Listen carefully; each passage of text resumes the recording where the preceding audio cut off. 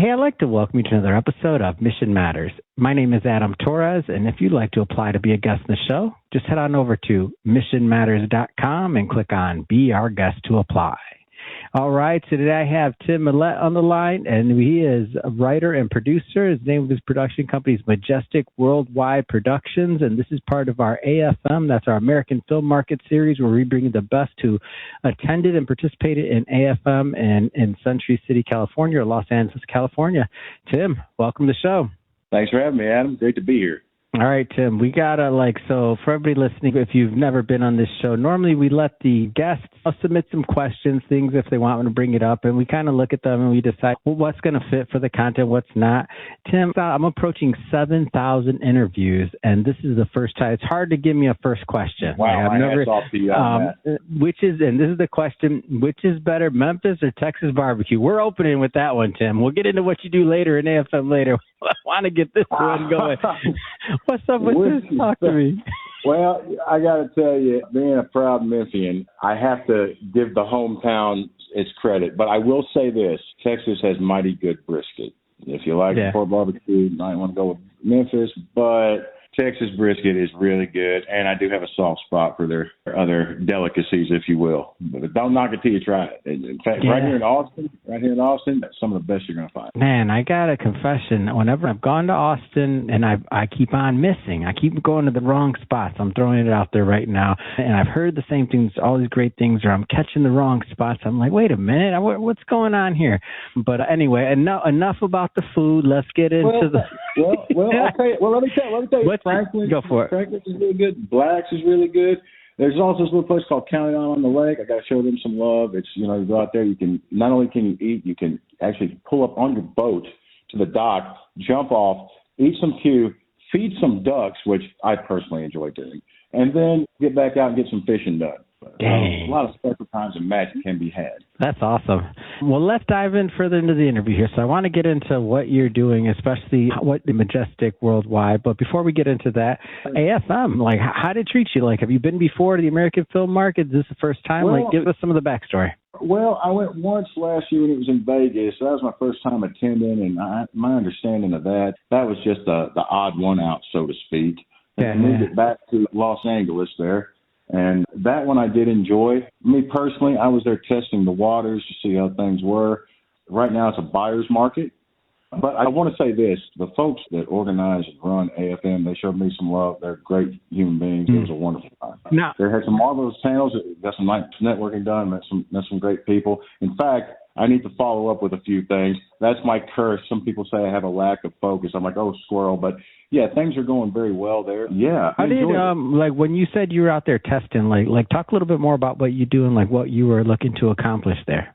Well, I'm concerned about the state of the industry. I'll tell you straight. The state of the industry right now is topsy-turvy. Now, the state of entertainment in general and content is not. We'll get to that in a second. But the state of the industry in Hollywood is very topsy-turvy. First, it's been hit there was the pandemic, and then there were the strikes, and then the fires, and now the elephant in the room that is with us all, not just Hollywood or entertainment in general, but just everywhere, is AI. And, a lot of people are scared. There's a lack of confidence. There's a crisis I'm going to use the term that killed Jimmy Carter. There's a crisis of confidence in Hollywood and in the industry. But that doesn't mean that there isn't a chance to tell great stories. Because what we found, and in real estate, and I got to give a shout out to Keller Williams, they're the only company I've ever encountered that says, take what you learn here, and if you don't even stay here, if you go somewhere else, find your own company, go anywhere else, apply it there. Nobody else says that. That's refreshing. But we're here to talk about Hollywood and entertainment. There's still a way to tell great stories, and there's still, people just have to believe in them. And I'll give you an example, because AI has really got everybody scared. And we're working on a show about AI. But it's really got everybody scared. But I'll give you an example. When I was growing up, there was this show on TV called The Wizard, and it starred a little person, David Rappaport, marvelous actor, great human being. He was a toy maker, and he went on adventures saving the world kind of thing, and he fought bad guys, defeated evil, but he used his brain to do it. And then when you explain that, only a human being can come up with that, because that has heart. That show had a lot of heart. AI can't do that yet. That show showed me that anything is possible, especially at young age, if we just believe. Yeah. And AI can paint by colors, and AI can come up with some marvelous concepts, and it can even help steer some creators in some ways. But it doesn't have the heart yet. It doesn't have the blood and the feelings that make us human. Mm-hmm. And what the rest of the industry, while the rest of the industry is trying to catch up with it, like how they incorporate AI on it. For instance, what we found, and I'm going back to real estate, the reason why I brought that up, is that what we found is that as we've incorporated more AI and more computers, quote unquote, into our daily lives, what we found is that people want that human connection more. And that when it comes to things like real estate or other tangible goods, people want to interact with real people. And with Hollywood and the entertainment industry in general, people still want to see like real actors. They still want to see real scenes. They still want to see real things unfold. Stories have to have heart, or they have to have, if not heart, some sort of catharsis, depending on the type of story you're telling. But that's not in danger of going away anytime soon. Yeah. But the problem is that nobody believes in that because they're jumping on the next thing. If you're trying to compete with AI right now, well, it's a losing battle. These youngins that are coming up, one person can create an entire movie from their garage or their computer room or whatever with their super cool computers. I wish I was a tech guy, but I've seen some amazing things that are being created. It's kind of like with music. Used to you have to have an orchestra. You had to have a full orchestra to create music, to create a symphony. And then it got whittled down. You just had to have 4 guys, a couple of strings and a drum and somebody singing. And now you don't even need that. You just have to have somebody with a computer doing that. And now you don't even need the person on the computer. The computer can create the music. So, but what it cannot create is that emotion. And that is what we try to do as storytellers, is to create that emotion, perpetuate, and hopefully, at least in my view, in my personal view, because everyone has different strokes for different folks, so they say. At least in my view, the purpose of storytelling is to lift people up or to inspire or to show someone the world in a way they've never seen it before. And that is what we try to accomplish, and that is something that AI cannot do. And that is something I believe that the wider industry has lost sight of. And on the flip side of that, you also have other people that are out there selling what's hip or trendy. Like there's people saying, oh, well, I got the next Lord of the Rings or the next, I don't know, Scream or whatever, whatever you want to say. Yeah, I got the next whatever. But they don't really believe in it. They're just trying to sell you it. You have to believe in it. Yeah. Tim, how did you originally get into this industry? Like, how did you know you wanted to make films? Well, that's quite a story. I've kind of always had that passion. If you want to know how I got into that now, a few years ago, I was dying of congestive heart failure. I don't recommend it, by the way. Have you ever to get into films, man? How'd you get into films? Well, I was dying, and I'm like, it gives you come on, man. Why you make me laugh at you? Go ahead, Tim. Well, let me tell you. Well, if you ever lay back, feel like you're drowning, that's what that is. But right now, everything's perfect. Insides are perfect. I'm trying to get my outsides look like my insides, feel, but we're getting there. But during that time, I was helping my nieces with school, and they had the theater bug or drama bug and all that. So I'm helping them prepare for school and for higher education. I rediscovered my passion and love for storytelling. I was a math science guy. I went to financial services, stuff like that. I was also a runner and work loading dock, which is, I got to tell you, that was the best one. That's the fun one. That's the one where I was happiest, to be honest.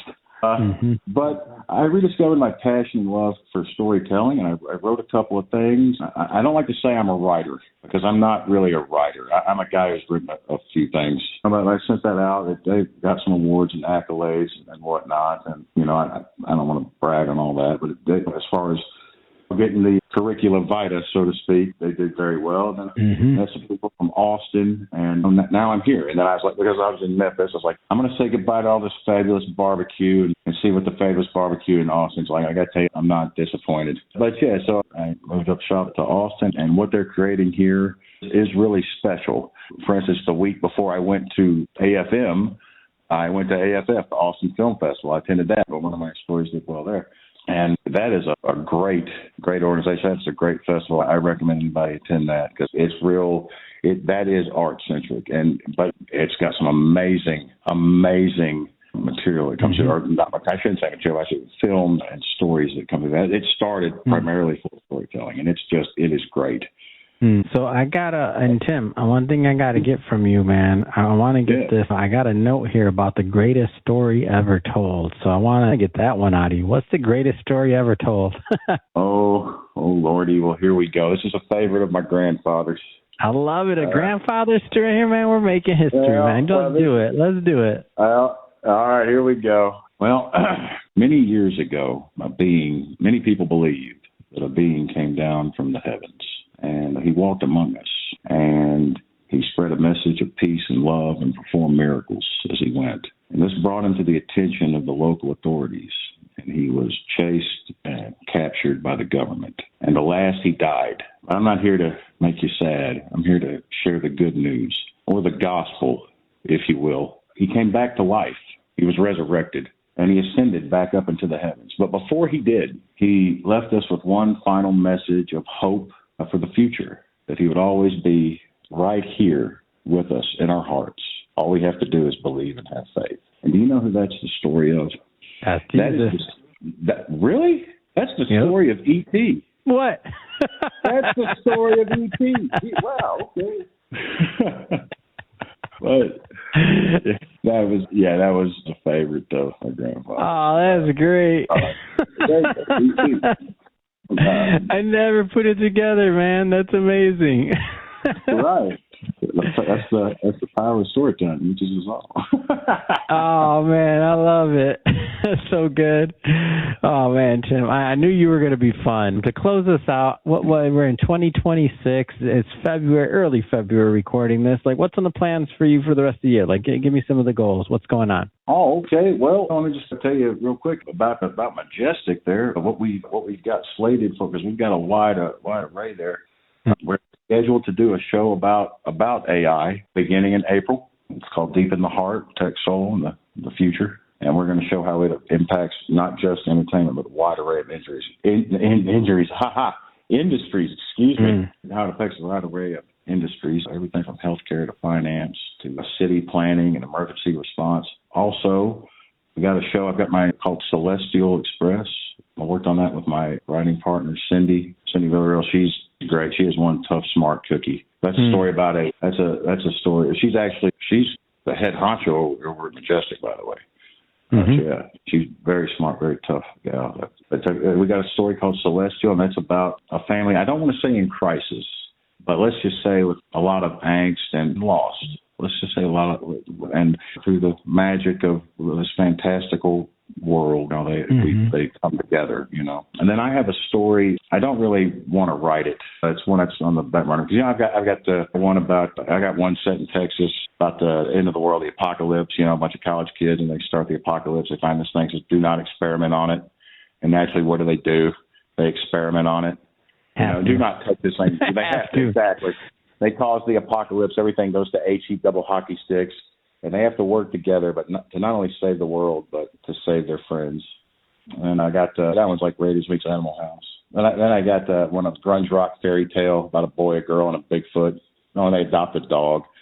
Everyone really, really likes that one. And then I got the one I don't know if I want to write it, Adam. Maybe you can tell me if it needs to be written. I do a lot of happy stuff, uplifting stuff. I got a dark one that actually has the victims in mind, a crime story. It's about a state detective in the Rust Belt, and she has to navigate a very cynical and complacent world of, let's just say, front companies and drugs and gangbangers and just a bunch of stuff, which is not even the story. That's just the world in which we live. And something's not quite right. Something's not quite right with her. And as the story unfolds, as the audience, are going to discover what that is and why that is. And you got to go dark to write that. And I just thought, I don't know if that one's on the back burner, man. But hey, that's what we're doing. And also right now, just so you know, back to real estate, it is a buyer's market in Austin. So if you're looking to expand or have another place to hang your spurs, hey, this is the place to be. Love it.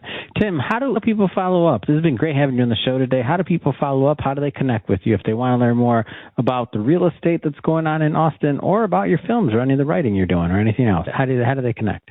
Well, right now you can reach me because they're trying to get me to do the social media and all that, and I'm going to get there one day. I promise. I'm an old school kind of guy. What we're doing right now is real. But if they want to get a hold of me, my email is tim_m@majesticproductionsllc.com.